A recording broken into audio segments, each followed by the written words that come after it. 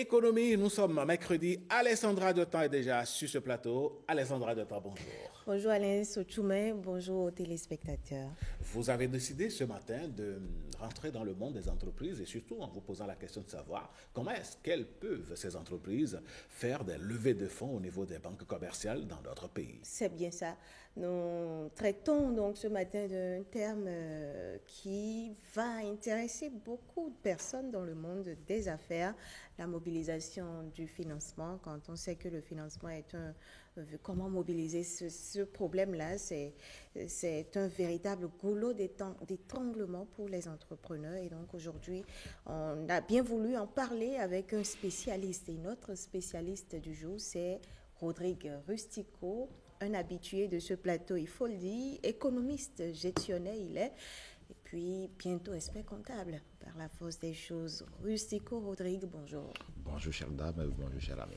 Merci. Bonjour monsieur Rustico. C'est un plaisir. Merci d'avoir... J'ai envie de dire bienvenue à la maison. Il n'y a pas de souci. C'est ça. Alors, d'entrée de jeu, dites-nous à partir de quand est-ce qu'un entrepreneur peut juger de l'utilité de poser le pas, c'est-à-dire aller vers une institution, faire la démarche de demande de prêt. D'accord, merci beaucoup. Vous savez, quand vous êtes dans le monde des affaires, à un moment donné, vous voyez quand même dans une situation où vos ressources personnelles ne vous parviennent plus du tout à couvrir vos besoins. Et dans ce cas, vous êtes obligé de faire recours alors à une banque ou à une institution qui va sortir volontaire maintenant de vous accompagner. Mais ce n'est pas dans l'impréparation qu'il faut faire recours à une banque. Il faut se préparer avant d'aller vers une banque, ce que beaucoup de personnes ne savent pas.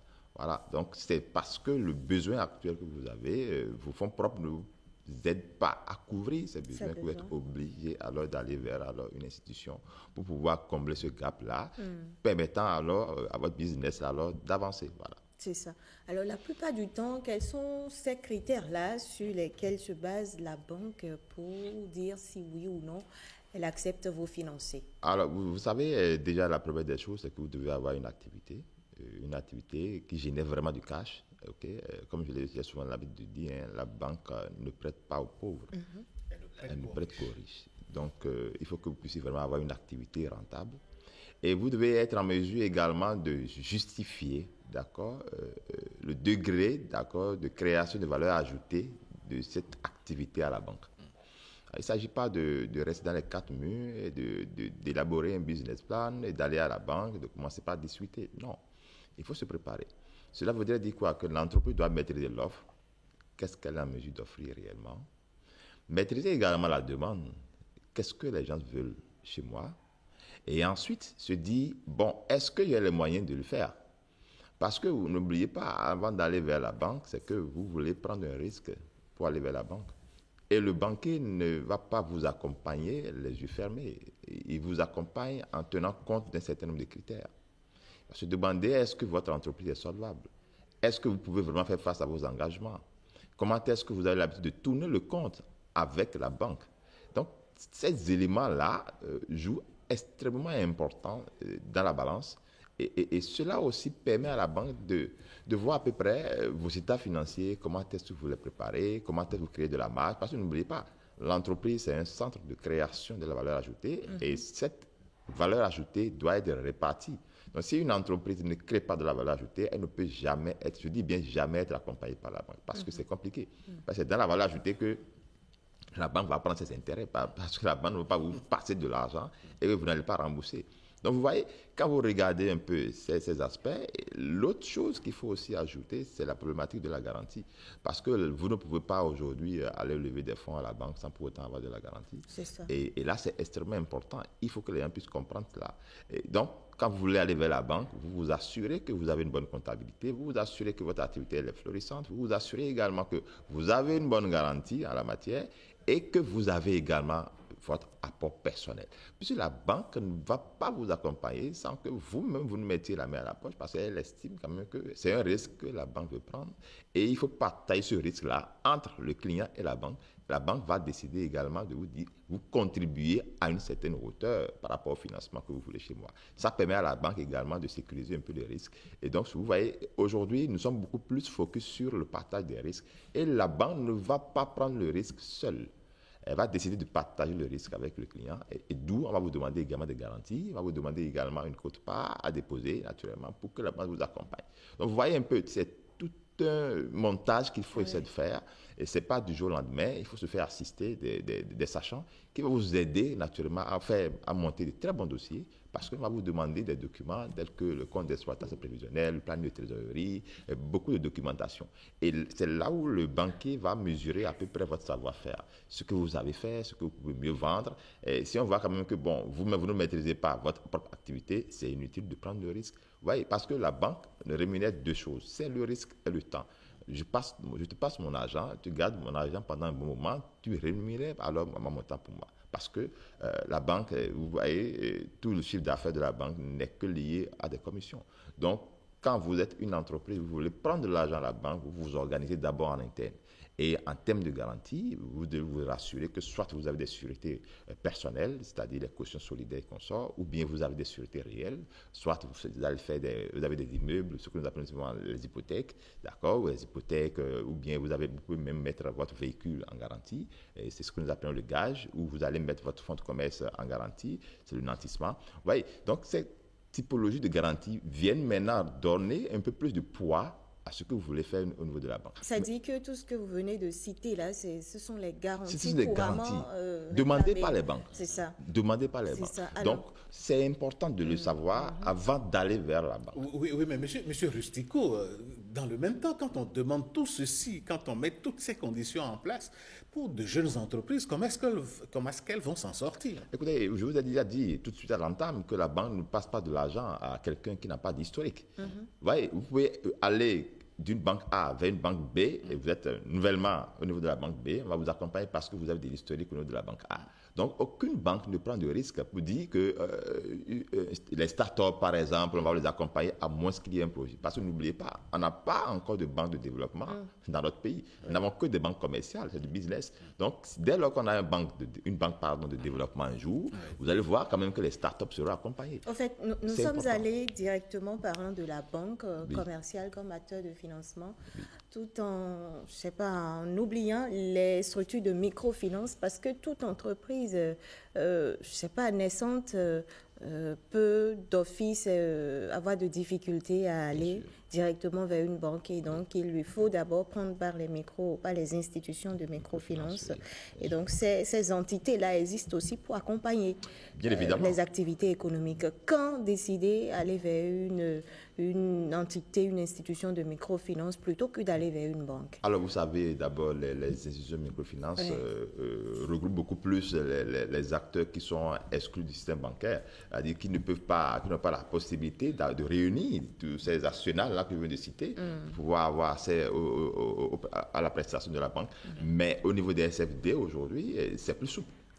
C'est plus souple et plus digeste, mais attention, parce que mais si vous voulez aller vers les CFD, la problématique de garantie demeure toujours. Jusqu'au niveau de la garantie, au niveau des CFD, c'est pas autant remboursé. Il n'y a pas de condition zéro. Il n'y a pas de condition zéro, absolument pas. Parce que on peut pas, c'est de l'argent, vraiment pas de l'argent. C'est un risque. C'est un risque, il faut rémunérer le risque. Donc, on ne peut pas vous remettre de l'argent sans pour autant avoir quelque chose sur qui on peut compter. Parce que la finalité d'une garantie, c'est quoi? C'est qu'on peut réaliser la garantie plus tard et se faire rembourser.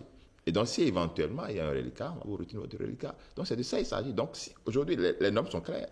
Si vous voulez avoir un crédit donné auprès des institutions financières, il faut avoir quand même une garantie solide. Oui, mais M. Rustico, est-ce que l'environnement, disons, en griffe des affaires, permet à ces entreprises de s'en sortir tout le temps, quand on sait qu'au niveau des offices notariés, par exemple, il y a beaucoup de garanties justement qui sont mises en vente et l'entreprise fait faillite? Qu'est-ce qu'il faut faire pour corriger la chose? Non, écoutez, la problématique de la garantie, c'est une problématique très sérieuse parce que quand vous allez même au niveau des banques aujourd'hui, elles ont des difficultés par rapport à ça parce qu'aujourd'hui, la belle preuve, vous pouvez avoir une garantie et prendre deux crédits, ce que nous appelons hypothèque de second rang. La même garantie peut endosser deux types de crédits dans deux banques différentes. Ah oui? Ah oui. D'accord. Vous voyez, Et donc, c'est parfaitement légal. c'est parfaitement légal. Mais aujourd'hui, beaucoup de banques commencent par être un peu méfiantes parce que en cas où il y aura des difficultés, mais qui va réaliser la garantie Justement, si c'est une parcelle qui a été choisie. Donc, vous voyez, et puis la banque... En son temps, les deux institutions se partagent la manne. Oui, vous voyez, vous n'allez même pas voir la banque prendre une convention. La banque n'est pas du tout dans les histoires de convention. C'est les CFD qui vont prendre les conventions. D'accord. Mais le titre foncier. Vous voyez, c'est plus formalisé. On sait quand même qu'il y a un titre de propriété formelle. Mais une convention, non, ça ne passe pas au niveau de la banque. C'est pour ça qu'on estime quand même que la preuve de la garantie, c'est une problématique sérieuse aujourd'hui qui crée beaucoup de difficultés aux institutions parce que, écoutez, quelqu'un qui a une garantie, on connaît des acteurs qui ont quand même une très bonne garantie, qui ont pris quand même plusieurs crédits, mais qui marchent très bien. C'est ça. Et aujourd'hui, ils n'ont aucun problème. Donc, à des moments donnés, même dans le monde des affaires, il y a tellement de montages. Vous pouvez maintenant aujourd'hui avoir un crédit dans une banque A, aller vers une banque B, demander à la banque B d'aller racheter alors le crédit de la banque A, et vous prenez encore un nouveau crédit au niveau de la banque B. Vous voyez, c'est des montages. Il faut vous faire assister par des connaisseurs parce qu'aujourd'hui, vous ne pouvez plus faire des affaires avec vos fonds propres. C'est clair et net. C'est-à-dire, si vous voulez vraiment aller de l'avant... Il faut nuancer. Peut-être faudrait démarrer avec ses fonds propres.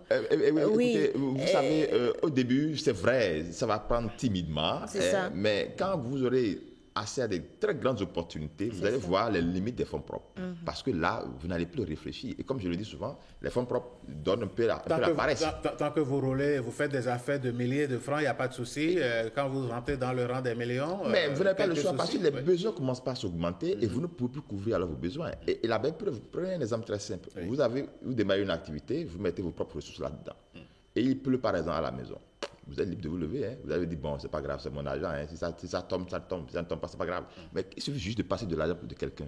Et vous mettez ça dans cette activité. Vous ressentez cette pression-là. Vous allez devoir vous acheter un imperméable. Donc, c'est ça, parce qu'il y a cette pression. Parce qu'il y a cette pression derrière qui vous amène forcément à bouger. C'est ça. C'est ça l'utilité, en fait, des ressources externes. Mais Stico, Rodrigue, en dehors de la problématique de la garantie, il y a cet aspect aussi lié au taux d'intérêt pratiqué par les institutions de microfinance et les banques commerciales au Bénin. Plusieurs opérateurs économiques estiment être étouffés par la pratique de forts taux d'intérêt. Que répondez-vous sur cet aspect-là? La problématique du taux d'intérêt, c'est un élément extrêmement important parce que la base de la discussion part de là. Et la plupart des promoteurs d'entreprises, quand ils vont vers la banque, leur problème, ce n'est pas le taux d'intérêt tout de suite et immédiatement, c'est l'argent. C'est d'abord l'argent. Et c'est après que, quand on leur fait des simulations, on leur dit, mais en 5 ans, en 3 ans, voilà combien vous avez payé dans les caisses de la banque. Ils disent, waouh, c'est beaucoup d'argent ça. En fait, la négociation a été mal faite parce que lors des échanges, vous savez, vous êtes en partenariat, la banque gagne, vous gagnez. Donc, il n'y a pas question de dire que la banque veut m'aider. La banque n'aide pas. La banque vous accompagne. Et donc, dans l'accompagnement de la banque, j'insiste sur le taux d'intérêt. Mais est-ce qu'il est possible pour l'entrepreneur de négocier le taux d'intérêt? Absolument, c'est là où j'en viens. La banque a fixé déjà son plafond. Bien sûr, c'est là où j'en viens. C'est là où j'en viens. Vous ne pouvez pas aller en négociation avec la banque aujourd'hui et vous calmer sur le taux d'intérêt. Même si vous parvenez à négocier et avoir un point de moins, au niveau du taux d'intérêt, c'est extrêmement important. Mais les banques nous font souvent croire que c'est à prendre ou à laisser. Non. Ah oui? Non. Dès lors que vous êtes en affaires. Et c'est là où je dis, je donne même des conseils aux gens. Mais écoutez, si la banque n'est pas prête pour t'accompagner avec tel taux d'intérêt, mais écoute, tu n'es pas tenu d'être dans ces livres. Tu peux aller ailleurs. Et va ailleurs avec ton historique. On va t'accompagner. Oui, mais M. Rustico, on va vous opposer le fait que les banques ayant, disons, une corrélation entre elles, statuent quand même sur un certain nombre de taux d'intérêt. Et puis, bon, quand vous quittez la banque A pour la banque B, vous retrouvez pratiquement les mêmes conditions. Non, il y a la politique commerciale de chaque banque. Il y a les standards qui sont fixés par les normes. Il y a maintenant la politique commerciale de chaque banque. Vous ne pouvez pas vouloir prendre un crédit immobilier, par exemple, peut-être de n'importe quoi, 1 milliard en immobilier. On va me demander de payer un taux d'intérêt peut-être de 12%. Ce n'est pas possible. C'est pas possible. Ça fait beaucoup d'argent. Ça fait beaucoup d'argent. C'est pas possible. Donc, quand un crédit immobilier, peut-être sur 5 ans, 8 ans, on va me demander de payer 12%, je ne prends pas. parce que ce n'est pas utile pour moi, ce n'est pas rentable pour moi. Ouais, il faut que le promoteur même... Vous avez sorti un pourcentage, ça m'amène à vous demander quel est la marge raisonnable pour se sentir être en sécurité. Ça dépend des types de crédits que vous avez. Vous voyez, quand vous voulez avoir un crédit à court terme, c'est normal qu'on vous fixe un taux d'intérêt élevé. Plus vous avez un crédit à long terme... Combien? Quel taux, par exemple, élevé? Les fourchettes, ça dépend. Vous voyez, par exemple, si je prends le cas simple des crédits qu'on fait souvent pour le personnel. Les crédits à la consommation aussi. Par exemple, vous allez voir des banques qui vont faire ça jusqu'à 9%. D'accord? Ça, c'est des crédits short, vraiment une courte période, 9 mois. Vous voyez? Donc, plus la durée elle est courte, en principe, le taux d'intérêt va élever. Et plus la durée elle est longue, le taux vraiment va discuter. Oui, mais dans l'un ou l'autre des cas, la banque finit par... s'imposer. Je veux pas dire plumer l'entrepreneur. Non. Puisque si la durée est longue et que le taux d'intérêt semble être moindre, à la fin du délai, c'est la banque qui gagne toujours. N'oubliez pas que la banque ne vit que d'intérêt. Avec le système de capitalisation. C'est ça. Voilà. Donc, la banque ne vit que d'intérêt. Si tout le monde refuse aujourd'hui de prendre de l'argent à la banque, les banques vont fermer. Si on ne va pas vers un taux de bancarisation élevé, la banque va fermer. L'essai de la banque, c'est nous. Il va falloir qu'on soit actionnaire dans les banques. Là.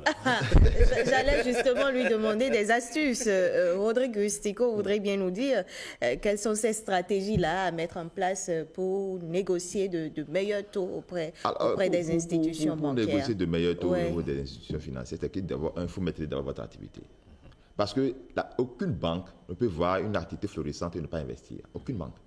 Parce qu'elle estime qu'elle peut vraiment avoir un intérêt dedans. Donc, quand vous mettez votre activité, vous avez vraiment une garantie et vous êtes sûr de vous-même, oui, allez-y. Et quand vous allez à la discussion, vous savez, même les promoteurs d'entreprises, c'est pour ça, moi je remercie d'ailleurs l'État béninois qui a mis en place la structure ADPME, où nous formons vraiment des promoteurs en technique de négociation avec la banque. Vous voyez, on a consulté plusieurs fois par rapport à cela et on a formé des promoteurs. On leur a fait comprendre que aller discuter avec un banquier se prépare. Comme on veut se marier là, on se prépare. C'est la même chose. Vous voulez apprendre de l'argent à la banque, vous vous préparez. Il y a des étapes. La plupart du temps, les promoteurs vont vers les banquiers déjà pensant dans leur tête qu'ils sont en train de quémander avec la banque. Donc, ils sont déjà dans une position de faiblesse. En réalité, ils sont en affaires. Et en affaires, personne n'est encore gagnant. On veut discuter, on va s'entendre sur un principe, et on retient alors l'essentiel, et on y va. Dès lors qu'on s'entend avec le principe, je demande à la banque de me faire des simulations. Et quand il voit que le taux d'intérêt, l'intérêt que je dois supporter sur la période est élevé, il dit, mais écoutez, je vais discuter, même si vous avez une réduction de 0,5%, d'accord, de réduction dans le taux d'intérêt que la banque va vous fixer, faites un peu la simulation, vous allez voir que c'est beaucoup d'argent. Donc, il ne faut pas rester les bras croisés. Il ne faut pas se calmer sur les taux d'intérêt. Les taux d'intérêt de la banque va vous dire, on va vous faire ça à tel taux. Mais c'est à vous de dire, je veux quand même avoir un abattement par rapport à ce taux. Si vous ne dites rien, la banque va vous demander de payer le taux d'intérêt. Vous allez payer le taux d'intérêt. Monsieur Rustico, quels sont les domaines dans lesquels les entreprises pourraient opérer pour bénéficier de levée de fonds au niveau des banques commerciales, quand on sait par exemple que les banques commerciales béninoises n'aiment pas s'aventurer dans le domaine de l'agriculture. La belle preuve, le gouvernement béninois a été obligé de mettre en place le Fonds national de développement agricole. Oui, écoutez, vous savez, la plupart des banques, chaque banque avait sa politique. D'accord? Les banques définissent les domaines prioritaires dans lesquels elles vont investir. Aujourd'hui, quand vous menez naturellement une activité qui est lucrative, la banque est présente. Parfois même, vous ne savez même pas où est-ce que la banque a trouvé votre contact. Elle vous appelle. Et c'est elle qui vient vous faire en griffe la cour. Bien sûr, la cour des hommes. Donc, vous voyez qu'en réalité, on est en partenariat.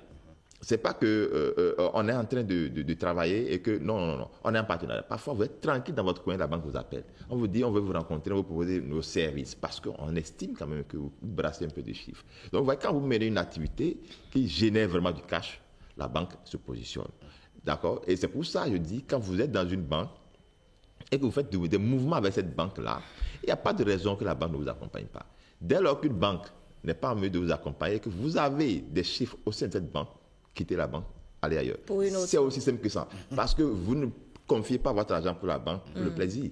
Vous le confiez de l'argent en cas de difficulté, en cas de besoin. On doit pouvoir venir en aide pour que votre business puisse avancer. Si quelqu'un n'est pas prêt pour vous accompagner, vous êtes libre. L'ouverture d'un compte bancaire est libre. La fermeture d'un compte bancaire est libre. Donc, ne pensez pas que c'est mauvais de le faire. Parce que maintenant, l'autre chose importante que je vais également souligner, ça dépend de votre interlocuteur à la banque. Le choix de votre interlocuteur à la banque vraiment joue un rôle extrêmement important pour vous accompagner. Si vous avez un interlocuteur qui est lent, nonchalant, qui ne veut pas être actif, proactif, vous allez monter des milliers de tonnes de dossiers, ça ne passera pas. Donc, dans les choix en termes d'interlocuteur, si vous avez des difficultés, saisissez alors la hiérarchie, demandez à ce que l'interlocuteur là soit changé. Rapidement, on va le changer. L'interlocuteur, votre gestionnaire. C'est le gestionnaire. C'est un employé de la banque. Donc, si lui, c'est lui qui est votre premier relais au niveau de la banque, si lui ne joue pas son rôle, vous n'allez même pas avoir satisfaction. Parce que c'est lui qui vous fait rentrer même au sein de l'arsenal bancaire. Oui. Donc, vous voyez, si lui déjà, il ne vous donne pas il ne vous rend pas la tâche facile, vous allez monter tous les dossiers possibles, ça ne va rien donner. Et donc, il y a la possibilité de demander qu'il soit remplacé. Bien sûr, vous écrivez pour demander à sa hiérarchie. Que ce monsieur-là, il ne m'accompagne pas correctement. Vous imaginez, par exemple, tu es un gestionnaire que tu appelles pour demander peut-être une position par rapport à une activité donnée, mais il ne décroche pas, il ne te rappelle pas, et ça se répète plusieurs fois. Un homme d'affaires ne peut pas supporter ça. À un moment, il va dire, mais écoutez, la denrée la plus chère pour un homme d'affaires, c'est le temps. C'est le temps. Donc, il gère son temps, mais il estime que celui-ci n'est pas proactif. Et quand c'est comme ça, ce n'est pas sur un dossier de crédit qui sera actif. Si déjà pour ces simples appels n'arrivent pas à me satisfaire, ce n'est pas alors pour un dossier de crédit qui va me satisfaire. Donc, vous voyez, il faut vraiment choisir le choix de la banque et le choix de l'interlocuteur que vous devez avoir à la de la banque. Franchement, la négociation du bon taux d'intérêt. C'est extrêmement important. Alors, c'est tout beau, hein, Rustico, Rodrigue, c'est tout beau de parvenir à décrocher du financement auprès d'une banque. Mais est-ce qu'il n'y a tout de même pas des pièges liés à l'endettement bancaire? Oui, parlons-en. Vous savez, les pièges, ça ne manque pas, hein, ça ne manque pas. Mais ce qui fait d'ailleurs que... Qu'est-ce qui peut déjà constituer Je peux vous donner un cas réel où on a monté tout le dossier, et il a eu les ressources à la banque, il a levé pas mal de ressources à la banque, mais après, dans le dossier de base, c'était destiné à faire telle acquisition. Les acquisitions n'ont pas été faites dans ce sens. Il a réorienté les ressources pour faire d'autres types d'acquisitions. Et au finish, la banque découvre quand même que ce n'était pas ce qui était dit à la base. Conséquence, il est tombé dans l'impayé. Quand il est tombé dans l'impayé, systématiquement, la banque a commencé alors par mettre la pression. Alors là, il a perdu la crédibilité auprès de la banque. Ça, c'est la finalité même de tout crédit. Dès lors que vous n'honorez pas vos engagements, rassurez-vous, pour la prochaine fois, on ne vous écoutera pas. On va diminuer l'écoute envers vous, même si vous avez 100 par le passé, cette fois-ci, on ne pourra plus vous accompagner à hauteur de 100. Ça, c'est le cas où un client a tendu un piège à la banque. Bien sûr. Le contraire est-il possible? Non, le contraire, la plupart du temps, c'est rare pour que la banque vous piège. C'est rare, parce que la banque estime qu'elle ne gagne absolument rien de vous piéger. Mais c'est le client qui présente le dossier à la banque. Vous voyez, quand le client présente le dossier à la banque, le banquier se dit, bon, est-ce que j'ai toutes les garanties possibles pour pouvoir m'aventurer? Monsieur Rustico, prenons un cas concret. Oui. Vous signez un contrat de crédit à la banque. Et puis après, et n'oubliez pas, les banques ont la manie de vous présenter des contrats avec des écritures très très petites et très très fines. Et vous ne découvrez pas tout. Ça, c'est le premier élément. Oui. Alors, vous faites le contrat de crédit, vous revenez quelques années après pour payer en anticipé. Oui. La banque vous dit, puisque vous décidez de payer en anticipé, on va vous appliquer, comment est-ce qu'ils appellent ça? Je ne sais pas, c'est dans votre jargon. Oui. Vous allez payer une sorte de pénalité. Si, je prends un exemple, tout ce que vous devez à la banque, c'est 2 millions. Vous êtes venu pour payer les 2 millions, pour rembourser les 2 millions. La banque dit, bon, puisque vous êtes venu un peu plus tôt que prévu, vous allez payer 2 700 000 ou 2 800 000. Qu'est-ce qui explique ça? Ce n'est pas un piège, ça. Si je suis venu payer en anticipé, est-ce que ce n'est pas un service que je rends à la banque et pour jouer un peu aussi sur ma crédibilité? Alors, je rappelle que je ne suis pas un banquier, d'accord? Je ne suis pas un banquier. Mais vous travaillez avec eux. Mais je travaille avec eux. Répondez à nos questions. Dès lors que vous voulez faire des remboursements anticipés, c'est une négociation que vous faites. Alors, ce que les gens font souvent, c'est-à-dire, je vous avais dit, ça dépend de votre interlocuteur à la banque. Vous devez discuter avec l'interlocuteur. Parce que la banque a déjà fait ses prévisions.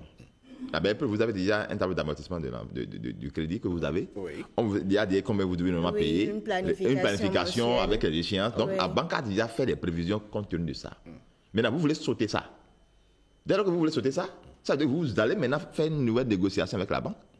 Sinon, la banque va vous demander, mais écoutez, moi, j'ai organisé mon planning et j'attends déjà ces flux-là dans le futur. Maintenant, vous venez maintenant couper le biberon tout de suite et immédiatement. Écoutez, entre vous et moi, est-ce qu'on va accepter ça tout de go? Il faut qu'on renégocie. D'où la problématique de l'interlocuteur au niveau de la banque. Vous discutez également avec eux, vous dites, je veux sauter à l'os là. Par conséquent, je veux quand même avoir des avantages. Mais si vous ne dites rien, vous n'aurez absolument rien. OK. Voilà. Nous tendons progressivement vers la fin de notre entretien. Des conseils pour les entrepreneurs, c'est quoi? Oui, moi je leur conseille vivement de se faire assister par des sachants. Quand vous parlez de sachants, C'est qui les sachants? Pas forcément moi. D'accord, des financiers, il y a des financiers même qui connaissent bien le rouage de la banque. Oui, mais comment les identifier, comment les reconnaître? Non, écoutez, peut-être qu'on va y revenir pour qu'on puisse leur donner des astuces pour identifier ces acteurs-là.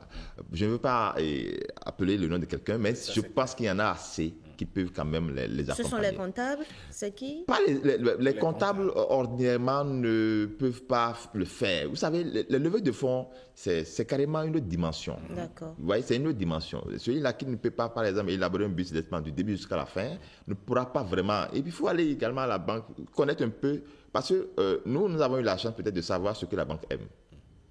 Donc, en fonction de ce que la banque aime, nous pouvons alors monter un dossier pour aller vers la banque. C'est ça. Mais quand vous ne savez pas ce que la banque aime, vous ne pouvez pas monter un dossier bancal. Moi, j'ai eu la chance, par exemple, de monter un dossier où le monsieur m'a dit, depuis qu'il est dans la banque, c'est la première fois qu'il a vu un dossier impeccable, où son directeur général l'a sommé pour lui dire, mets rapidement en place le crédit. Parce qu'il a estimé que tout ce qu'il voulait là, il avait tout mis dedans. Parce que je savais déjà les informations que la banque peut demander. Mais quand tu n'es pas un sachant, tu montes un dossier, tu seras en train de faire aller-retour. Ton bureau de la banque, jusqu'à ce que tu seras fatigué un jour. Avec des compléments d'information. Voilà. C'est la preuve que vous n'amenez pas n'importe qui sur ce plateau. C'est un sachant dans son domaine. Voilà un peu ce qu'il y a lieu de savoir. Okay. Voilà. Donc, je les conseille vivement de le faire. Ainsi. Et une fois le crédit contracté, franchement, il faut respecter les échéances pour pouvoir donner plus de crédibilité à la banque et à vous-même. Parce que quand vous honorez correctement les engagements aujourd'hui, on vous fait confiance. On vous fait confiance. Et puis la banque travaille sur la base de confiance. Et dès lors qu'on vous fait confiance, après vous pouvez même aller au-delà de ce montant que vous avez demandé à la base. Mais quand vous traitez mal le premier crédit, franchement, c'est mal parti. C'est ça. Voilà. Merci. Voilà qui vient donc conclure les échanges de ce matin. Alain Sochouma. Ce sera tout. Merci à vous, Alessandra Adjotan. On espère que nos chers amis entrepreneurs, chefs d'entreprise, hommes, opérateurs économiques, il paraît qu'on ne dit plus homme d'affaires. Ah oui? C'est un peu péjoratif à la limite. Allez, merci à vous, Rodrigue Rustico. Vous êtes un habitué de ce plateau. Merci de nous avoir éclairé la lanterne de nos amis opérateurs économiques. Ceux qui ont envie de mettre un pied dans les affaires, eh bien, vous savez que vous pouvez collaborer avec la banque et négocier des choses à votre avantage et à l'avantage de votre entreprise. On vous retrouve mercredi prochain? Par la grâce de Dieu. Par la grâce de Dieu. C'est ça. Allez, bonne journée à vous. Merci bien, pareil à vous aussi, Alain. Merci.